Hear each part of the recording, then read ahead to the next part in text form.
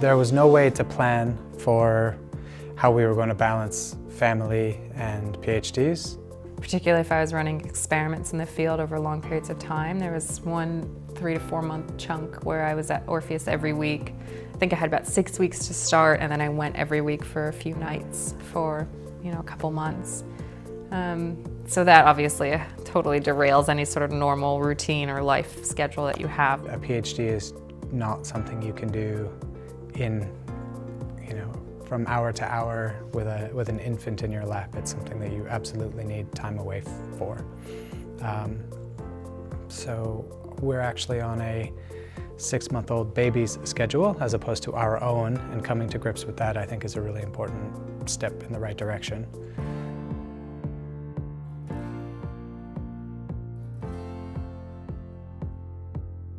So we planned a lot around her field trips. If she was having extended field trips, I would take 2 to 3 months of training to do that, to keep me busy. Yeah, I think he liked that. I mean, I think in those earlier days before having a child in our life, field trips provided a lot of independence for both of us. So busy times kind of popped up. We didn't really plan very well for it, in that we didn't have a wall planner. That sounds like a wonderful idea. The reality of our day-to-day tends to be chaotic enough that a printed calendar that we could both reference probably won't work so well for us. Our planning tends to take place over breakfast and dinner, where we can just let each other know what we'd like to do that day and that week, what we must do that day or that week, the non-negotiables, and then adjusting our schedules according to the other person's.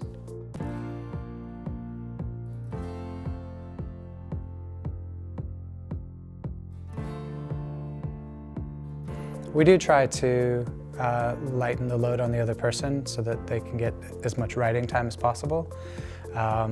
It always requires a lot of flexibility and sort of stopgap solutions. So, for example, I have a cot in my office, and my daughter naps in the mornings with me twice a week in office. I can remember Ali doing a lot of the marking and stuff like that, and it's a quick time turnover. So she received all the papers to be marked, and she only had a short amount of time to get them back. And we're talking, she gets home from uni to she's in the office. She's marking, and I'd wake up in the middle of the night and she's still in the office. We're talking 4 or 5 o'clock in the morning. She hasn't stopped, marking all these stuff. So again, you miss your partner. You see how they're going. You always wonder how they're feeling. You know they're tired, but they have to get stuff done.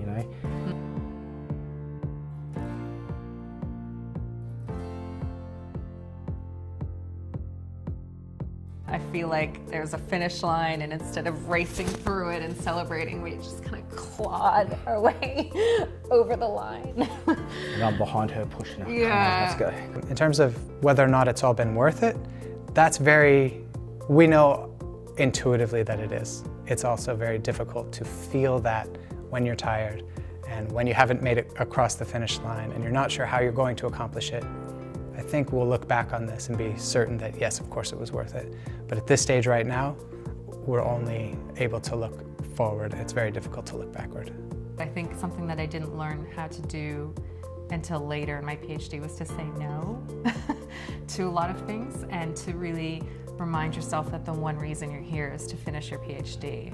And although it seems absurd, that's the biggest thing and the biggest pressure on your shoulders. It has the longest deadline, the furthest away. And so all these other little projects and little tasks and marking have shorter deadlines that are immediate in your face. And so you give them your full attention. And it also pushes your PhD further away. Exactly. And that is, it really, I'm sure someone could sit there and tell you about this, but until you experience it, you kind of don't grasp the magnitude of that.